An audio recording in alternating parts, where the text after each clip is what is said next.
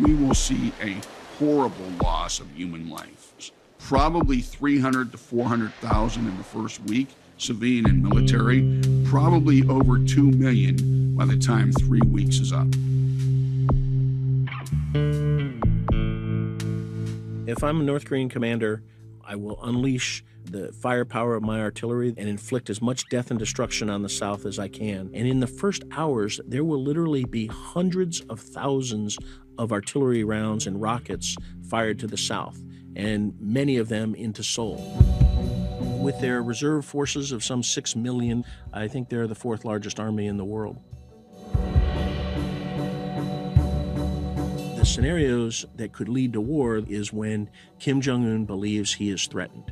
And this can be an external threat by a preemptive strike from the United States, by a miscalculation of alliance military moves where he thinks the regime is subject to extreme threat.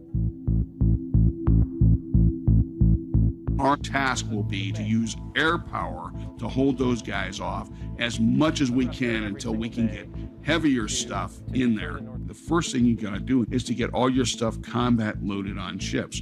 Tanks, trucks, armor, artillery, infantry, all the stuff that goes with that. And that will take anywhere from 3 or 4 days for the US Marine Corps guys coming in out of Japan to almost 3 weeks for the heavy tanks to come in all the way from Texas. The North Koreans have about 2 to 3 weeks of stocks, ammunition, food, fuel, etc., to fight a war. That's all they got. So their war plan has to include accomplishing all of the goals that they have within that short time frame, because after that, they're living off the land. As the war starts to go bad for them, most units will start to collapse. Once their army starts to collapse, it's going to be a very, very rapid de-escalation of conflict.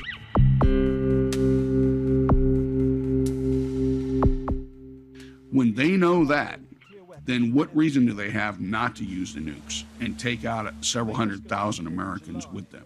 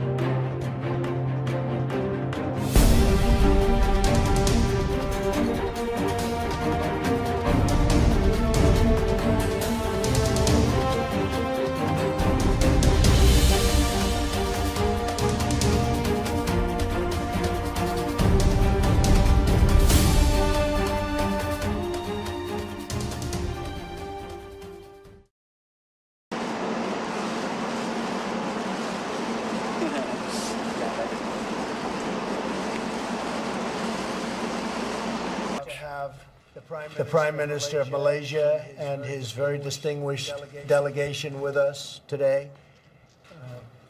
We're talking about trade, very large trade deals. We're working on one deal where between 10 and $20 billion worth of Boeing jets are going to be purchased.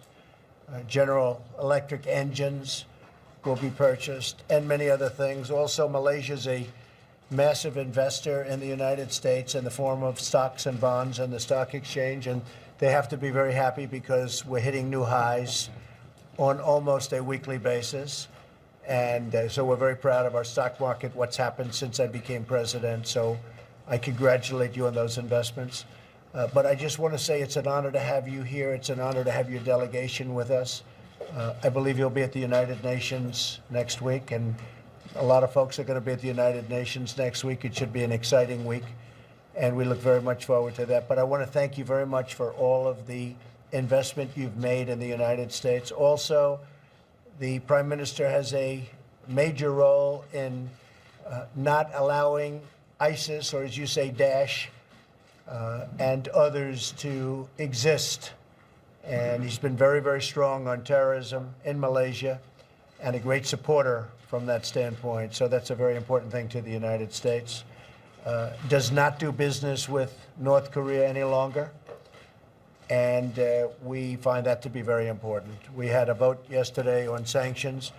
We think it's just another very small step, not a big deal. Rex and I were just discussing, not big, I don't know if it has any impact, but certainly it was nice to get a 15-0 vote. But those sanctions are nothing compared to what ultimately will have to happen.